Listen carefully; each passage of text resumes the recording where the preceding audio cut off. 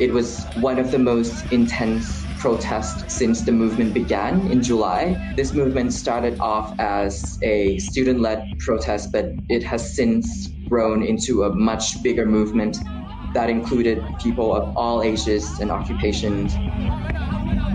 In the beginning of the protest, we see some of the student protesters use characters from popular culture like Harry Potter and the hamster Japanese cartoon Hamtaro as part of their protest, but now it's sort of grown into something that's more mainstream. The protesters are demanding the government's resignation, a rewriting of the constitution, and monarchy reform.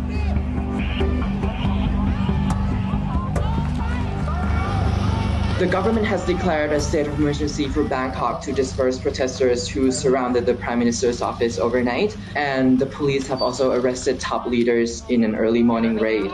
These events basically followed a key anti-government protest on Wednesday when tens of thousands of protesters broke through police lines and marched to the government's house. And some of the protesters openly defied members of the royal family by holding up three fingers, which is one of the symbols for this protest movement as the royal motorcade passed through the protest area.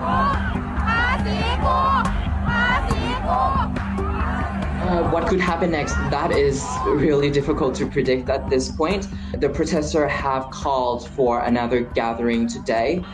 What the protesters really want is the change in the government, the change in the constitution for greater democracy and less power for the monarchy.